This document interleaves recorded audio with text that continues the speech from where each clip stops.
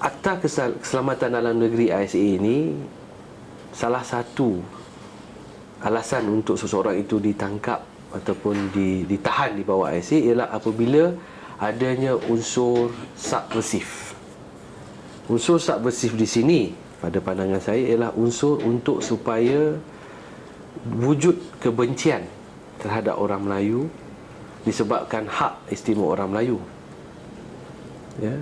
Dan ianya perlu dilihat dari pelbagai aspek. Bukan hanya orang Melayu tidak dibenarkan mempersoalkan tentang ramainya sekolah Cina, banyaknya bantuan ke sekolah Cina, ataupun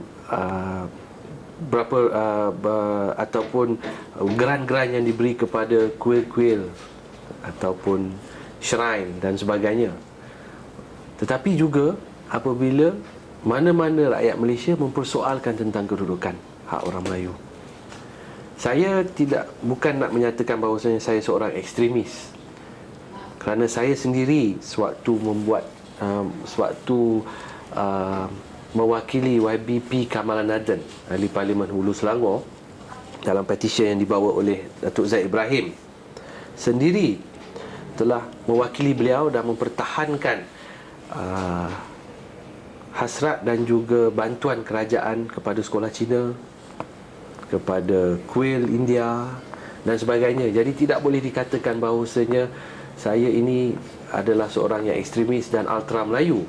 Tetapi apabila sudah sampai ke tahap di mana penerangan dan penjelasan telah diberikan oleh Datuk Seri Najib dalam Perhimpunan Agung UMNO, sebelum itu telah banyak perbincangan dalam TV, media massa, blog dan sebagainya tentang hak istimewa orang Melayu yang tidak boleh dipertikaikan.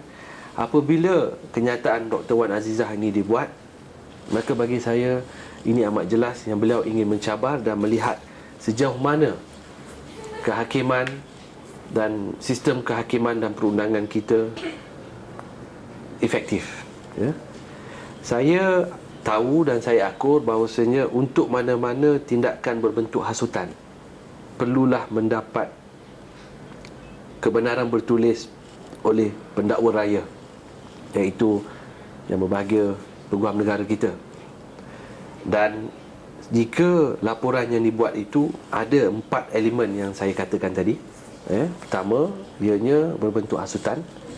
Kedua, ianya bukanlah satu kebebasan untuk bersuara.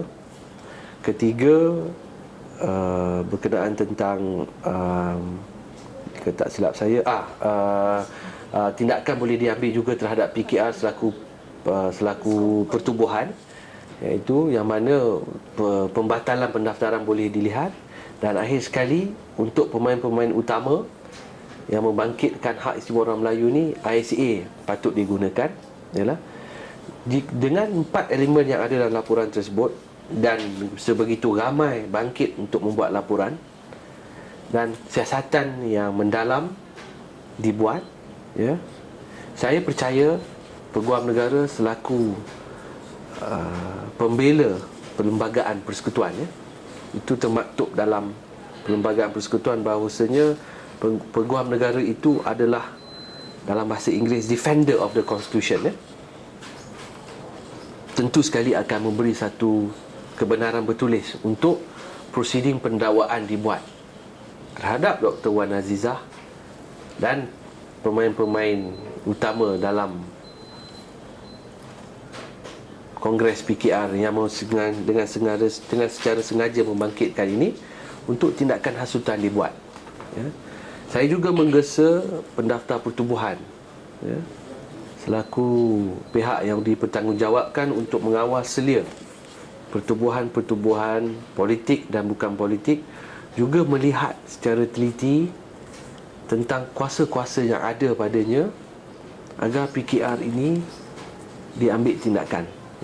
Jika kita boleh tidak melanjutkan permit suara keadilan oleh kerana kenyataan Felda bankrupt dan juga kenyataan-kenyataan lain yang berbentuk hasutan, fitnah dan sebagainya, sebagai contoh, bukan sahaja Suara Keadilan menyatakan Felda bankrupt, tetapi mereka juga telah menyatakan Datuk Seri Dr. Zamri, Menteri Besar Perak, adalah seorang penyangak ataupun pengganas.